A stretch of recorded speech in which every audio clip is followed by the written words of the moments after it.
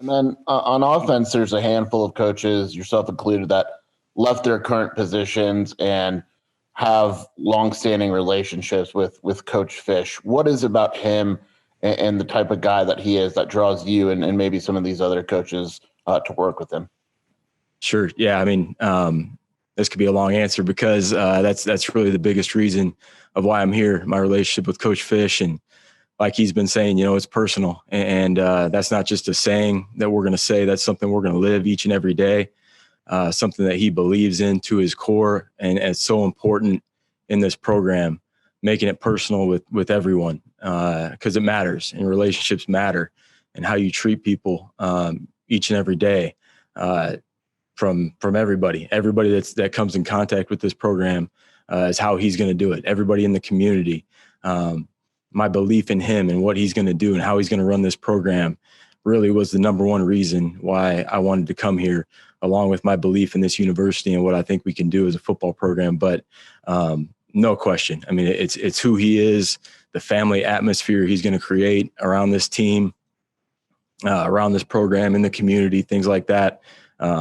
Is something that is so important to me, that I'm going to be able to have my family around coming in the building. My kids are going to be around the team. I have 3 kids, 9, 6, and 1, Collins, Ellie, and Maverick, my wife, Harper, that they're going to be welcomed in the building, and to have that family atmosphere, because that's just so huge. And the fact that it's going to be personal, like I said, each and every day. My belief in Coach Fisch, who he is as a coach, obviously very knowledgeable from an X's and O's standpoint, but understanding also that there's so many things that go into this thing, and it's really fostering those relationships with everyone.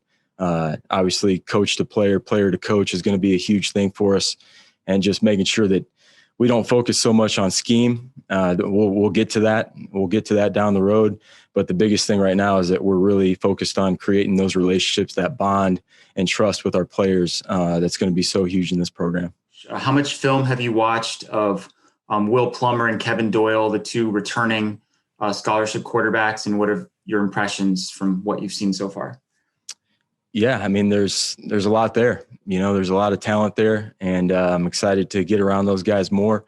It's been pretty minimal to this point right now. It's been more, not so much focusing on the X's and O's and the scheme and this, that, the other. It's been more about, with us, just kind of getting to know these guys and really fostering those relationships, because that's got to be the foundation. That's got to be the starting point, and then it kind of branches off of there. But yeah, so far, obviously I was at UCLA, so I was at the game where Will had to come in. He got called into action there, and I think he's a great competitor. He's tough.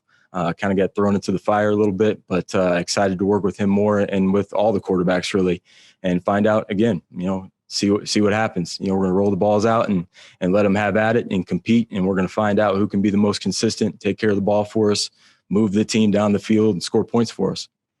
So you've been involved in football since you stopped playing, but you haven't been an on-field coach on a full-time basis like you are now. What appealed to you about getting back on the field?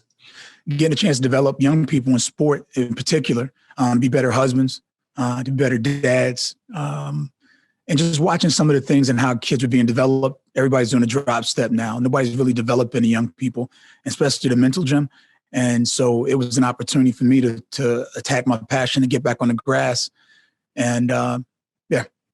Coach, you were most recently in Tempe. From your perspective, what did you think about the Territorial Cup game? It's real. I know a little bit about Territorial. I did play at the Ohio State University, and this thing is vicious. I mean, I do talk to Desmond Howard and Cato June occasionally, but this thing is real. It's just different. I mean, I don't think I necessarily hate Michigan. These 2 teams hate each other. The team up north hates the Cats, and the Cats don't like them. Coach, so recruiting is such a big part of what you're going to be doing now. How do you get up to speed, and what are the kind of relationships that you think you already have to build on to become a good recruiter? Without going through my text, I mean, from Matthew Hatchett, these 7-on-7 camps, all my former teammates, Taylor Kelly, who I mentored at Arizona State, these guys have 7-on-7s. Maurice Jones-Drew, they're sending me the kids. So obviously, I talked to Coach Paopao, Deron Montgomery. He's my right or left-hand guy that Coach has assigned me to, and he's been outstanding. So just navigating through the relationships, but I do have them. It's just how you bring them in and so to manage them. How did this opportunity come about for you to come to Tucson? Well, I had known Coach Fisch through a variety of different conversations. Ultimately, with some tight ends going to the NFL, he had been in the NFL, as a quarterback coach at a variety of different spots, and we'd have a yearly conversation. The most important piece of this one was Coach Jimmie Dougherty. Coach Doherty was a coach of mine when I was in college at the University of San Diego. And he was one of the more important reasons of being able to go up to the University of Washington and bringing me up there and my opportunity to start as a graduate assistant. So I'd known Coach Doherty for a really long time, essentially like a brother of mine, and was really looking forward for the opportunity to be able to work with him and Coach Carroll as well. Besides those relationships, what else appealed to you about this opportunity? Well, it's one of the things that you're starting to see about this program is really this whole movement of being personal, everything being personal. And to me, growing up in Oceanside, California, and having community members such as Joe Salavea and Pulu Pumele, and knowing the legacy, they're in the West Coast, coach that hadn't been influenced by Coach Tomey in some way, shape, or form. But just seeing the importance of this program, the education that those individuals got here, and ultimately seeing their standing in the community is always something that's been a huge, huge form of, admiration for me, and really being able to make it a personal deal to be able to try and add to that legacy for others, and especially being able to coach, a guy like Donovan that's already here, that's from, the same city. It was just an unbelievable opportunity that I was really looking forward to. Coach, welcome to Tucson. You've had some experience playing in the Pac-12. What does it mean coming back and being a part of this staff and working in the league again? Yeah, I'm very excited to be here. The Pac-12, all the games are competitive. Everybody's got a shot each week. It just depends who comes out the right mentality and performs the best. So to get the opportunity to get out here back in the Pac-12, play big-time football, and get Arizona, right, when I was playing, Arizona was big-time ball. And so get back to that and have some fun while we do it.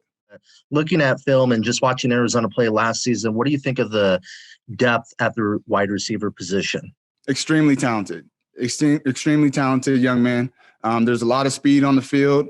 There's a lot of size on the field. There's a good blend of both best of both worlds. And then there's also some big guys that can really run as well.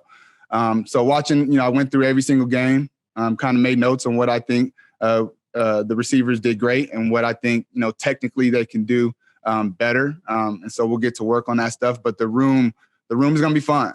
I'm excited about it. There's some older guys in there. There's some young guys in there. There's some guys that have played a lot of football, and then there's some guys that have not played. So it's going to be a really, really fun experience getting to know these guys and seeing how they really move around. I mean, just staying on that topic of the wide receivers and that core in particular, I mean, how important was it to bring all those guys back from the transfer portal? I mean, you brought back 4 or 5 of them at least. I mean, was that, priority number one when you and Jedd Fisch got here? I mean, and how do you see these guys playing into your role now that they're back in Tucson? Well, like, what we say is it's personal. It's very personal for us. And so it was very, very important for us to get in contact with those young men because this past year has been the craziest year of their life, right? Dealing with COVID and then obviously a disappointing season, right? It's been a very, very stressful situation for those guys. So it was important for us to get in contact with those guys, let them know what we think is going on, let them know that we're going to be there for them every single day in and day out, whether it's football or life. We are going to be there for them. So we just wanted to kind of get that relationship going. And once those conversations happened, I think the guys all felt really good about the energy going on and felt good about coming back and being part of this program.